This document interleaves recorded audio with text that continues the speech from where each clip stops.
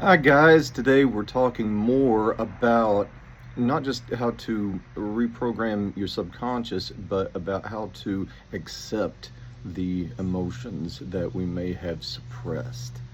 And the reason we would sit with emotions is not to fix things.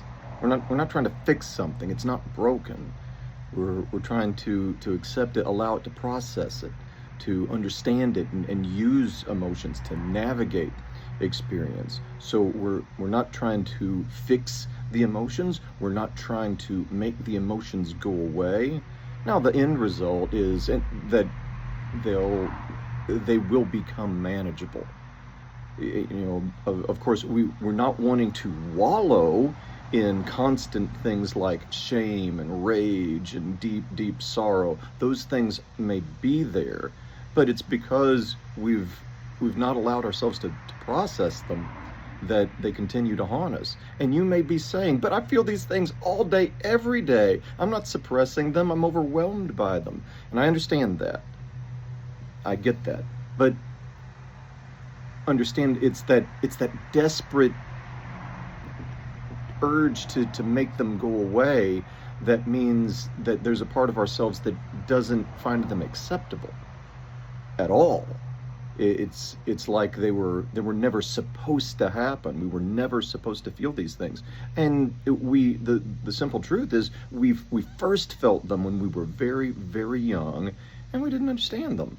And we didn't have adults who were capable of helping us manage our emotions and making us feel safe with them, so that we could then grow up, confront things in real life, feel those types of things, and say, yes, this is what I feel, and this is what, I think this experience means to me. This is what it means about myself, and now I can let it go and move on to bigger and better things. That's what we could do as adults. Now, we could do that consciously, but we may be carrying around stuff from our subconscious, from our childhood, from very, very early experiences that, remember, the younger we were, the less language we had to even to comprehend what was going on inside us. And so it's now, as adults, that we can start thinking of those parts of ourselves from the parental point of view that we didn't have, that was denied to us when we were younger. Because it's now, as conscious adults, that we have the ability to fulfill all of our emotional needs ourselves, to regulate and manage our own emotions, to recognize that the emotions aren't the enemy. The emotions aren't going to be the thing that kill us. But there may be younger versions of ourselves that's absolutely what they believe. They believe that it's the emotions themselves that are the danger. The emotions are the enemy, because we've confused the emotional experience with the threat of danger itself. And very often that just may not be true at all. Now, there may be things that we have to do. We have to interact with people. We have to avoid certain situations. We have to move into other situations. That's all very true.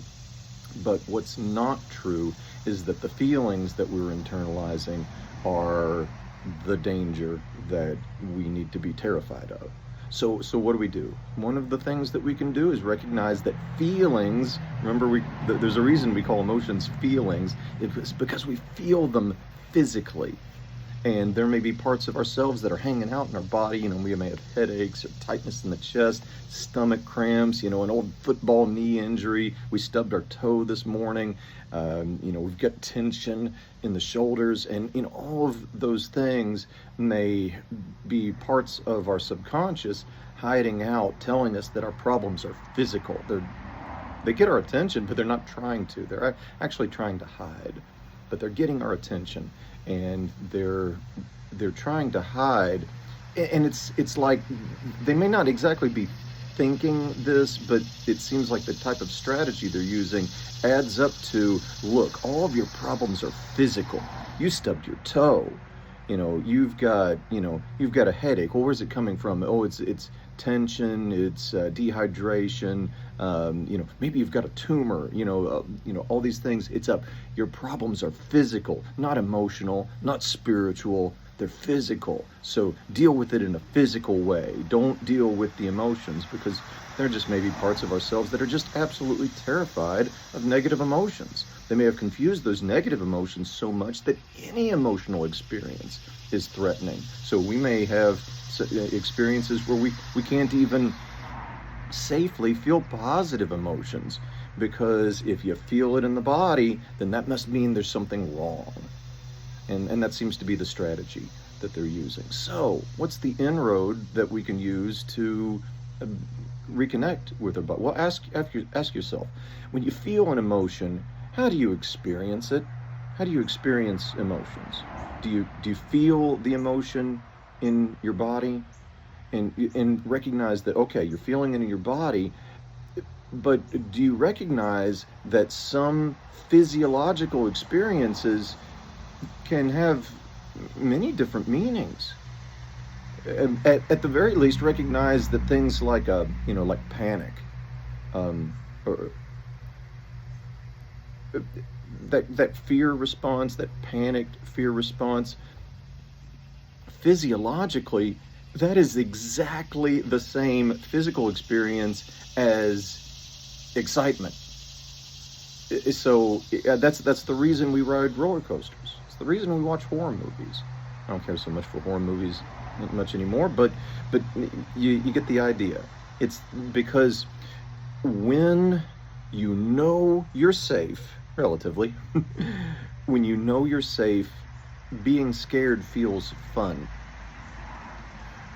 And so recognize that physiologically, being chased by an axe murderer and being handed that $300 million lottery check physiologically feels exactly the same. Your nervous system is going to freak out. You're gonna be sweaty and tense, and your heart's gonna be pounding in your chest. All the blood rushes out of your brain into your limbs. Fight or flight.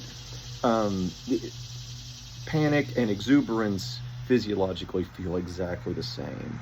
But if what we're programmed for is to interpret those experiences in one particular way, then our brain doesn't make the connection that, oh, this is a positive experience, or maybe it's just a neutral experience, but it's triggering something deeply physiological. And if we don't know how to recognize that, if we don't know what our emotions are supposed to feel like in the body, if we don't know what connections we're supposed to be making, and understand, this is the key. You can understand all of these things on a conscious level. You can be an expert in them, and your subconscious doesn't care. Because until you learn how to communicate and make a real connection, a real relationship between your conscious mind and your subconscious mind is going to continue to use those same maladaptive reaction strategies, reacting to your stress and your triggers, using the same false beliefs about the self that you first learned in your very earliest childhood. And I'd be willing to bet you don't remember the very first time you believed those false and self-limiting things about yourself. And they don't go away. There's no time frame that says, well, eventually